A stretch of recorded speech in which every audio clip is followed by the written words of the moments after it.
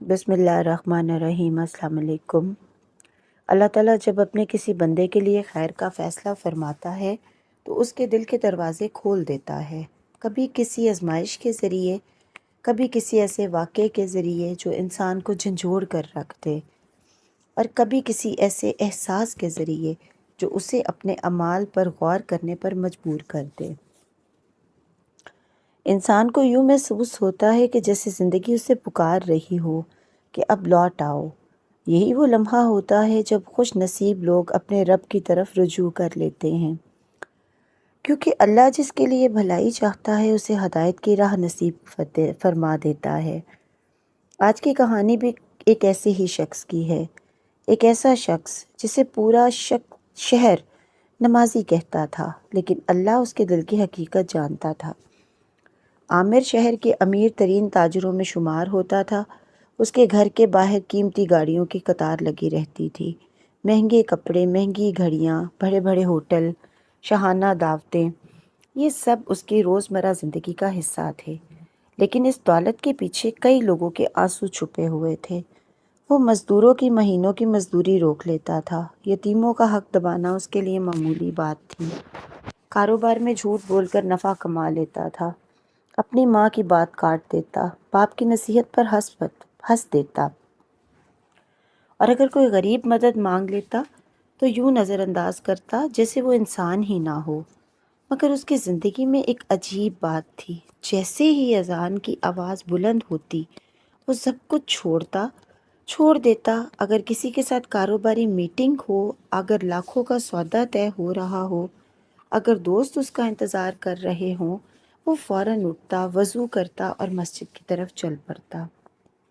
یہ عادت اس کی اپنی نہیں تھی، یہ اس کے باپ کی دی ہوئی تربیت تھی۔ بچپن میں اس کا باپ چھوٹی سی انگلی پکڑ کر مسجد لے جاتا تھا۔ وہ صف میں کھڑا ہو کر باپ کی نقل کرتے ہوئے نماز پڑھتا تھا۔ وقت کے ساتھ وہ بچہ بڑا تو ہو گیا، لیکن نماز اس کی عادت بن گئی۔ شاید یہی وہ ایک نیکی تھی جسے اللہ نے ضائع نہیں ہونے دیا۔ ایک رات عامر ہمیشہ کی طرح عشاء پڑھ کر گھر آیا، کھانا کھایا، تھوڑی دیر موبائل استعمال کیا اور پھر سونے کے لیے بستر پر لیٹ گیا۔ رات کافی گزر چکی تھی، گھر میں مکمل خاموشی تھی۔ اچانک اسے محسوس ہوا جیسے کسی نے پوری طاقت سے اس کا گلا دبوچ لیا ہو۔ اس کی سانس رکنے لگی، وہ گھبرا کر ادھر ادھر دیکھنے لگا۔ چاروں طرف خوب اندھیرا تھا۔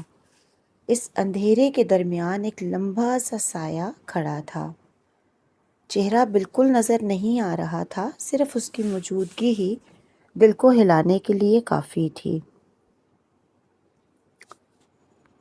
عامر نے پوری طاقت لگا کر اس کا ہاتھ اپنے گلے سے ہٹایا اور جان بچانے کے لیے بھاگ کھڑا ہوا۔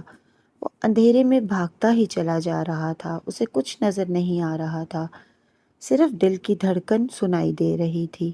اچانک پیچھے سے وہی خوفناک قہقہا گونجا، اتنا خوفناک جیسے کسی نے اس کے جسم سے روح نکال لی ہو، اور پھر وہی پراسرار آواز آئی، تیاری کر لو، وقت قریب ہے، کب تک بھاگو گے، وقت بہت کم رہ گیا ہے۔ عامر نے ایک چیخ ماری اور اس کی آنکھ کھل گئی۔ وہ اپنے بستر پر تھا، لیکن حقیقت یہ تھی کہ اس کا پورا جسم پسینے سے بھیگ چکا تھا، سانسیں بے قابو تھیں، دل اتنی زور سے دھڑک رہا تھا جیسے سینہ پھاڑ کر باہر نکل آئے گا۔ اس نے فوراً اٹھ کر پانی پیا، کھڑکی کھولی، ٹھنڈی ہوا اندر آئی، لیکن اس کے دل کا خوف کم نہ ہوا۔ وہ پوری رات جاگتا رہا۔ فجر کی اذان ہوئی تو پہلی بار مسجد جاتے ہوئے اس کے قدم کانپ رہے تھے۔ وہ بار بار پیچھے مڑ کر دیکھتا جیسے کوئی اس کا تعقب کر رہا ہو۔ نماز پڑھ کر واپس آیا تو خود کو سمجھانے لگا، یہ صرف خواب تھا؟ ہاں، صرف خواب، لیکن اس کا دل اس بات کو ماننے کو تیار نہیں تھا۔ اگلے پورے دن وہ بے چین رہا، کاروبار میں بھی اس کا دل نہیں لگا۔ ہر چند منٹ بعد اسے وہ آواز یاد آ جاتی، تیاری کر لو، وقت قریب ہے۔ رات ہوئی تو اس نے معمول سے زیادہ قرآن کی تلاوت کی، آیت الکرسی پڑھی، دعائیں مانگی اور دل ہی دل میں کہا، یا اللہ، اگر یہ خواب کسی آزمائش کا حصہ ہے تو مجھ پر رحم فرمانا۔ وہ سو گیا۔ مگر آدھی رات کے قریب پھر وہی اندھیرا، وہی خاموشی، وہی سایہ۔ اس بار وہ پہلے سے زیادہ قریب کھڑا تھا۔ عامر کا پورا جسم لرزنے لگا۔ اس نے پیچھے ہٹنے کی کوشش کی مگر قدم جیسے زمین سے چپک گئے۔ اچانک وہ سایہ اس کی طرف بڑھا۔ عامر نے پوری طاقت سے خود کو چھڑایا اور پھر بھاگنے لگا، اور وہ بھاگتا ہی چلا گیا۔ پھر پیچھے سے وہی آواز گونجی، تیاری کر لو، وقت قریب ہے، کب تک بھاگو گے، وقت بہت کم رہ گیا ہے۔ اس بار اس کی آنکھ ایسے کھلی جیسے کسی نے زور سے جھنجھوڑ کر جگایا ہو۔ وہ ہانپ رہا تھا، اس کے ہاتھ کانپ رہے تھے۔ اسے پہلی بار لگا شاید یہ محض ایک خواب نہیں بلکہ اس کی زندگی اسی کسی بڑی حقیقت کی طرف متوجہ کرنا چاہ رہی ہے۔ عامر نے کسی کو اپنے خوابوں کے بارے میں کچھ نہیں بتایا۔ اگلے 2 دن وہ پہلے والا عامر نہیں رہا تھا۔ نہ کاروبار میں اس کا دل لگتا، نہ دوستوں کی محفلیں اچھی لگتی، نہ مہنگی گاڑیاں، نہ دولت۔ وہ زیادہ تر اپنے کمرے میں خاموش بیٹھا رہتا، کبھی چھت کو دیکھتا، کبھی اپنے ہاتھوں کو، اور کبھی بے اختیار اس کی آنکھوں سے آنسو بہنے لگتے۔ اس کی ماں کئی بار اس کے کمرے میں آئیں، بیٹے کے ماتھے پر ہاتھ رکھا اور محبت سے پوچھا، بیٹا کیا بات ہے؟ کئی دنوں سے تم بہت خاموش ہو۔ عامر نے مسکرانے کی کوشش کی، کچھ نہیں امی، بس طبیعت ٹھیک نہیں۔ لیکن حقیقت یہ ہے کہ اس کی طبیعت نہیں، اس کا ضمیر جاگ چکا تھا۔ تیسرے دن اس کا فون بجا۔ فون اٹھاتے ہی اس کے چہرے کا رنگ اڑ گیا۔ دوسری طرف سے صرف ایک جملہ سنائی دیا، عامر، ساجد اب اس دنیا میں نہیں رہا۔ چند لمحے پہلے تک وہ دوست جو ہنستا بولتا تھا، جس سے کل ہی ملاقات ہوئی تھی، آج وہ دنیا چھوڑ چکا تھا۔ عامر کے ہاتھ سے موبائل زمین پر گر گیا۔ اس کی آنکھوں کے سامنے اندھیرا چھا گیا۔ وہ فوراً جنازے کی طرف روانہ ہوا۔ جب وہاں پہنچا، لوگ خاموش کھڑے تھے، فضا میں عجیب سا سکوت تھا۔ وہ آہستہ آہستہ آگے بڑھا، کفن ہٹایا گیا تو اس نے اپنے دوست کا چہرہ دیکھا، وہی چہرہ جو ہمیشہ مسکراتا تھا، آج بالکل خاموش تھا۔ عامر کے قدم لڑکھڑا گئے۔ اسے ایسا محسوس ہوا جیسے کسی نے اس کے پیروں تلے زمین کھینچ لی ہو۔ اسی لمحے دونوں خواب ایک ساتھ اس کی آنکھوں کے سامنے گھوم گئے، وہی اندھیرا، وہی سایہ، وہی آواز، تیاری کر لو، وقت قریب ہے، کب تک بھاگو گے، وقت بہت کم رہ گیا ہے۔ اس کے دل میں ایک ایسا سوال اٹھا جس نے اس کی پوری زندگی بدل دی۔ اگر آج اس کفن میں میرا جسم ہوتا تو میں اپنے رب کو کیا جواب دیتا؟ وہ جنازے کے ایک کونے میں بیٹھ گیا، اپنا چہرہ دونوں ہاتھوں میں چھپا لیا اور بچوں کی طرح رونے لگا۔ زندگی میں پہلی بار اس نے اپنا حساب شروع کیا۔ نماز تو میں پڑھتا ہوں، لیکن کتنے مزدوروں کا حق کھایا، کتنے غریبوں کو دھتکارا، کتنی بار ماں کا دل دکھایا، کتنی بار باپ کی بات کو نظر انداز کیا۔ اگر آج میری موت آ جاتی، میرے پاس نماز کے علاوہ کیا تھا؟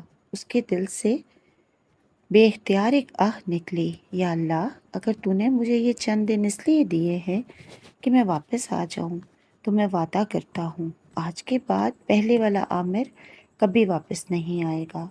اس دن کے بعد واقعی ایک نیا عامر پیدا ہوا۔ اگلے ہی دن اس نے اپنے تمام مزدوروں کو بلایا، جس کی جتنی مزدوری روکی تھی سب واپس کی۔ کئی غریبوں کے گھروں میں راشن پہنچایا، یتیم بچوں کے حقوق لٹائے، کاروبار میں جھوٹ اور دھوکے سے ہمیشہ کے لیے توبہ کر لی۔ اب جب بھی اذان ہوتی وہ نماز پڑھنے نہیں جاتا تھا، بلکہ ہر سجدے میں رو رو کر اپنے رب سے معافی مانگتا تھا۔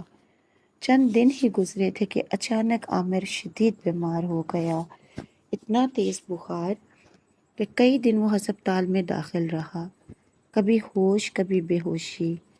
ہر دفعہ آنکھ کھلتی تو اسے ایسے لگتا شاید اب میرا آخری وقت آ گیا ہے، لیکن اس بار اسے موت سے خوف نہیں تھا۔ اسے صرف ایک دعا تھی، یا اللہ، اگر تو مجھے اپنے پاس بلانا ہے تو مجھے معاف کر کے بلانا۔ اللہ تعالیٰ نے اس کی دعا سن لی۔ چند دن بعد اس کی طبیعت سنبھلنے لگی۔ ڈاکٹروں نے کہا خطرہ ٹل گیا ہے۔ عامر کی آنکھوں سے آنسو بہہ نکلے۔ اس نے دل ہی دل میں کہا، یا اللہ، یہ میری دوسری زندگی ہے، اس بار اسے میں تیری رضا کے لیے گزاروں گا۔ ہسپتال سے گھر پہنچتے ہی وہ سیدھا اپنی ماں کے کمرے میں گیا۔ ماں جائے نماز پر بیٹھی دعا مانگ رہی تھی۔ عامر خاموشی سے ان کے قدموں میں بیٹھ گیا اور پھر ان کے قدم پکڑ کر زاروں قطار رونے لگا۔ ماں گھبرا گئی، بیٹا کیا ہوا ہے؟ عامر نے روتے ہوئے کہا، امی مجھے معاف کر دیں، میں نے آپ کا دل بہت دکھایا، میں نے بہت ظلم کیے، میں نے لوگوں کے حقوق کھائے، لیکن اللہ نے مجھے ایک موقع دے دیا، اس نے مجھے گرنے سے پہلے سنبھال لیا۔ ماں کی آنکھوں سے بھی آنسو بہنے لگے، انہوں نے اپنے بیٹے کا سر سینے سے لگا لیا۔ عامر نے کانپتی ہوئی آواز میں کہا، امی میں نے موت سے پہلے موت دیکھ لی ہے، میری سانسیں نہیں رکی تھیں، لیکن میرا غرور مر گیا، میری بے رحمی مر گئی، میرا ظلم مر گیا، اور اسی دن میری نئی زندگی شروع ہو گئی۔ اس دن کے بعد عامر نے اپنی باقی زندگی لوگوں کی خدمت، انصاف، عبادت اور والدین کی رضا میں گزار دی۔ شہر کے لوگ کہتے تھے عامر بدل گیا ہے، لیکن عامر صرف مسکرا دیتا، کیونکہ وہ جانتا تھا بدلا نہیں تھا، دوبارہ پیدا ہوا تھا۔